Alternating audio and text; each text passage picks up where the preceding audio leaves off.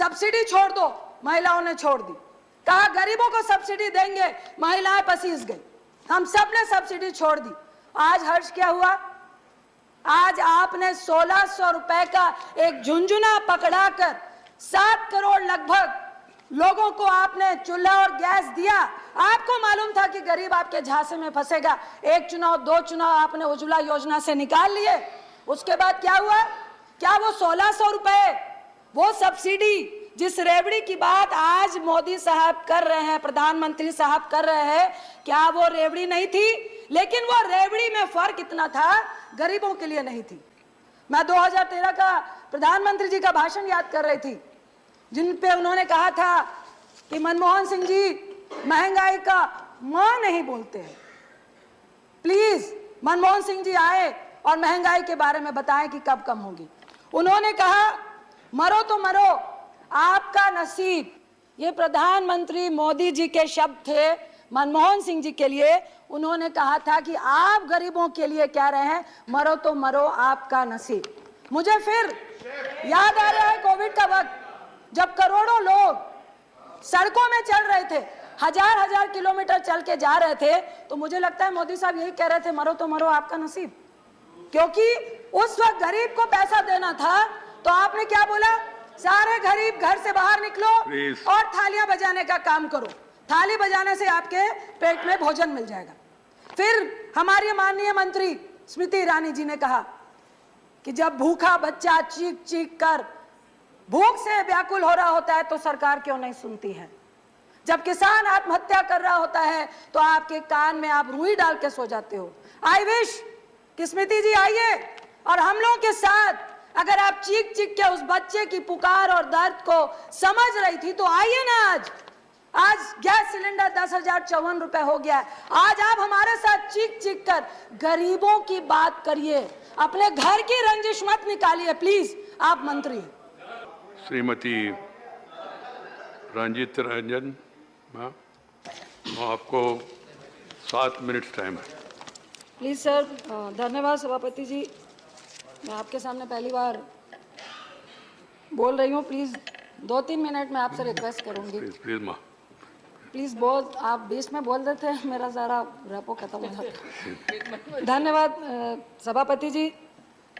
मैंने लोकसभा में भी जो बोल रहे थे, क्योंकि आदत पड़ी हुई है लोकसभा की, सबके भाषण को हम लोग सुन रहे थे। निर्मला जी का, माननीय मंत्री जी का भी रिप्लाई भी सुना और बहुत सारी बातें समझ में आई। मुझे मुंशी प्रेमचंद जी की एक रचना याद आ गई, गोदान, गो का दान। एक बहुत गरीब फैमिली थी जो पूरे जिंदगी भर सपना देखती रही कि अपने बच्चों को दूध और दही खिला पाए, एक गाय को पाल के। लेकिन उसका पति बीमार पड़ता है और शैया पर होता है।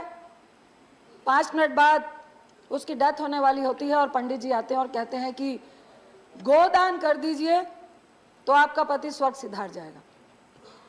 उसकी पत्नी घर से गई, 1 रुपए का सिक्का लेकर आई और पंडित जी को दिया और कहा, पंडित जी मेरे घर में यही 1 रुपया बचा है। पूरी जिंदगी मेरा पति दूध और दही के सपने लेकर गौ पालने के सपने देख रहा था और आज आप कह रहे हैं कि स्वर्ग सिधारने के लिए गौ का दान कर दीजिए। मैं ये इसलिए बोल रही हूँ कि आज गरीब के पेट में लात मारी जा रही है और मोदी साहब हमारे कह रहे हैं थाली बजाओ, थाली बजाओ, थाली बजाओ। आप सारा ठीकरा यूक्रेन की लड़ाई पे ठोक रहे हैं, आप कोविड को दे रहे हैं, लेकिन आपकी नीति ने जो नोटबंदी से 2016 से जो गलतियां पे गलतियां की, कभी भी उसका आप जिक्र नहीं कर रहे। जितने अर्थशास्त्री थे उन सब ने कहा था, जब हमारे देश की आर्थिक स्थिति बिल्कुल स्टेबल थी, उस वक्त नोटबंदी नहीं कीजिए।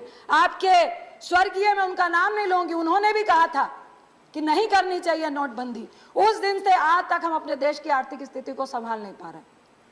मैं 2013 का प्रधानमंत्री जी का भाषण याद कर रही थी, जिन पे उन्होंने कहा था कि मनमोहन सिंह जी महंगाई का मां नहीं बोलते हैं। प्लीज मनमोहन सिंह जी आए और महंगाई के बारे में बताएं कि कब कम होगी।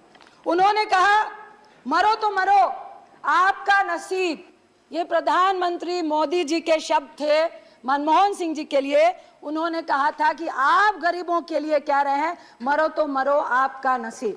मुझे फिर याद आ रहा है कोविड का वक्त, जब करोड़ों लोग सड़कों में चल रहे थे, हजार हजार किलोमीटर चल के जा रहे थे, तो मुझे लगता है मोदी साहब यही कह रहे थे, मरो तो मरो आपका नसीब। क्योंकि उस वक्त गरीब को पैसा देना था, तो आपने क्या बोला, सारे गरीब घर से बाहर निकलो और थालियां बजाने का काम करो, थाली बजाने से आपके पेट में भोजन मिल जाएगा। फिर हमारी माननीय मंत्री स्मृति ईरानी जी ने कहा कि जब भूखा बच्चा चीख चीख कर भूख से व्याकुल हो रहा होता है तो सरकार क्यों नहीं सुनती है। जब किसान आत्महत्या कर रहा होता है तो आपके कान में आप रुई डाल के सो जाते हो। आई विश कि स्मृति जी आइए और हम लोगों के साथ, अगर आप चीख चीख के उस बच्चे की पुकार और दर्द को समझ रही थी तो आइए ना। आज गैस सिलेंडर 10,054 रुपए हो गया है। आज आप हमारे साथ चीख चीख कर गरीबों की बात करिए, अपने घर की रंजिश मत निकालिए प्लीज, आप मंत्री हैं। इसके बाद मैं सुषमा जी का एक मिनट रंजिता, माननीय मंत्री, किसी का नाम लेकर यहाँ सवाल नहीं करना चाहिए। स्वर्गीय सुषमा जी की स्पीच को याद करना चाहती हूँ, जिन्होंने कहा था कि यह संवेदनहीन सरकार है, यह बिल्कुल भी गरीबों के बारे में सोचने वाली सरकार नहीं है, यह विश्वासघाती सरकार है। आज मुझे कहना पड़ रहा है कि अगर सुषमा जी होती तो वो निश्चित बोलती कि यह संवेदनहीन सरकार है, हमारी ही सरकार है, यह विश्वासघाती सरकार है, हमारी ही सरकार है। मुझे डर लगता है जब मैं प्रधानमंत्री की उस स्पीच को सुनती हूं, जो उन्होंने कहा था कि घर में चूल्हा नहीं जलता है, बच्चे भूख से रो रो कर सोते हैं और माँ आंख में आंसू लेकर चुप हो जाती है। जब आंसू की बात पीएम साहब के मुंह से सुनते हैं तो हमें डर लग जाता है, क्योंकि उन्होंने पहले मिडिल क्लास से महिलाओं के आंसू निकलते हैं, मेरे भी निकलते हैं, सब्सिडी छोड़ दो, महिलाओं ने छोड़ दी। कहा गरीबों को सब्सिडी देंगे, महिलाएं पसीज गई, हम सब ने सब्सिडी छोड़ दी। आज हर्ष क्या हुआ, आज आपने 1600 रुपए का एक झुंझुना पकड़ाकर 7 करोड़ लगभग लोगों को आपने चूल्हा और गैस दिया। आपको मालूम था कि गरीब आपके झांसे में फंसेगा, एक चुनाव 2 चुनाव आपने उज्ज्वला योजना से निकाल लिए। उसके बाद क्या हुआ, क्या वो 1600 रुपए, वो सब्सिडी जिस रेवड़ी की बात आज मोदी साहब कर रहे हैं, प्रधानमंत्री साहब कर रहे हैं, क्या वो रेवड़ी नहीं थी? लेकिन वो रेवड़ी में फर्क इतना था, गरीबों के लिए नहीं थी, गैस एजेंसीज के लिए थी। आप 1600 रुपए गरीबों से ले रहे थे, बाकी का पैसा सरकार दे रही थी। किसका दे रही थी? टैक्स पे ही का दे रही थी। उसके बाद क्या हुआ, आज आंकड़ा है, इतना वक्त नहीं है, लगभग 7 करोड़ घर, जिसमें 4.5 करोड़ वो लोग हैं जो उज्ज्वला के तहत आते हैं, एक साल में एक भी गैस रिफिल नहीं करा रहे हैं। 3.5 करोड़ के लगभग वैसे लोग हैं जो साल में एक रिफिल करा रहे हैं। ये किसको दिया था झुंझुना, ये किसकी रेवड़ी थी? रेवड़ी तो प्रधानमंत्री साहब आपने भी दी।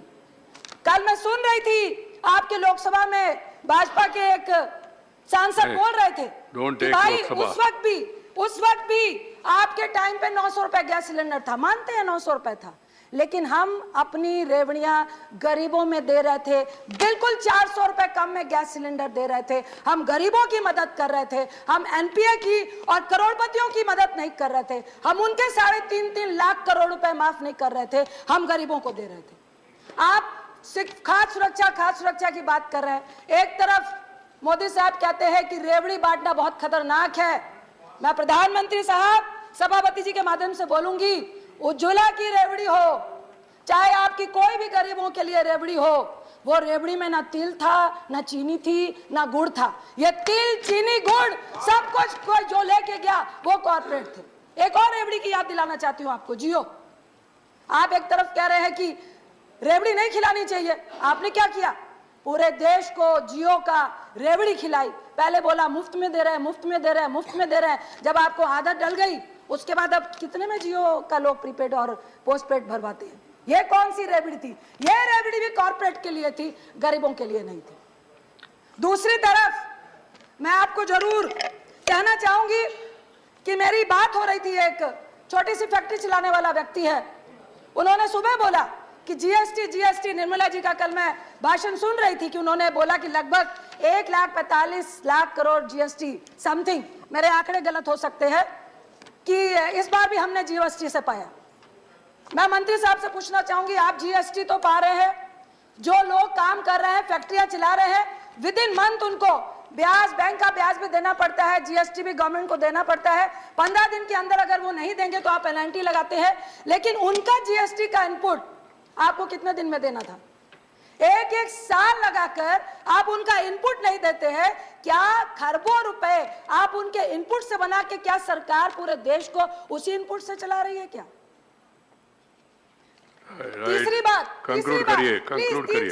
तीसरी बात, मैं एक बच्चे से मिली, 16-17 साल के बच्चे से। आप जीएसटी लगा रहे हैं 5%, आप जीएसटी लगा रहे हैं 12 से 18%, दोनों ही जीएसटी में आम आदमी मरता है। किसी ने बोला कि 5% जीएसटी से किसको फर्क पड़ेगा? पड़ता है। जो व्यक्ति वृद्धा पेंशन 500 रुपए के लिए 8 घंटे लाइनों में खड़ा होता है, पूरा महीना चलाता है, अगर उसको 5% जीएसटी लगता है तो फर्क पड़ता है। आप कहते हैं कि नहीं, खुला, जो गरीब है वो खुले का खाता है, उसको फर्क नहीं पड़ेगा।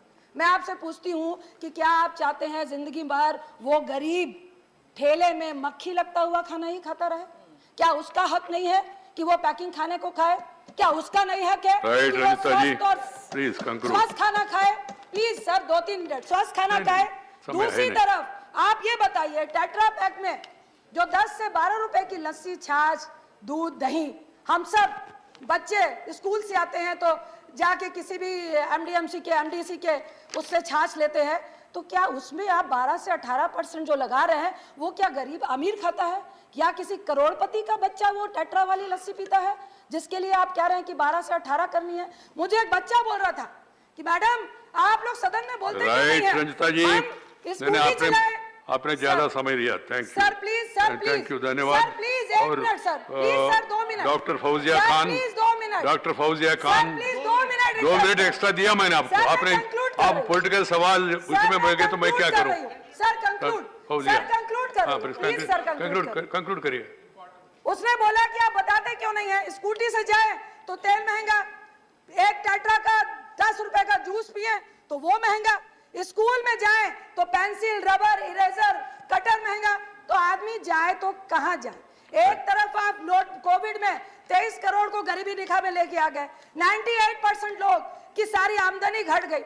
मैं आपसे एक रिक्वेस्ट करती हूँ, बार बार लोग कह रहे थे कि रुपया गिर रहा है, देश की आबरू जा रही है, आबरू जा रही है। मनमोहन सिंह जी ने आपने पूछा था और मनमोहन सिंह जी ने बोला उस वक्त भी कुछ नहीं था, लेकिन 59 से 69 हुआ और विद इन 4 मंथ में दोबारा 59 में लेकर आ गए थे। क्या आप लेकर आएंगे? डॉक्टर फौजिया मैं खान, आपसे आग्रह करती हूँ कि प्लीज, जहां पर कांग्रेस इस देश की आर्थिक स्थिति को छोड़ के गई थी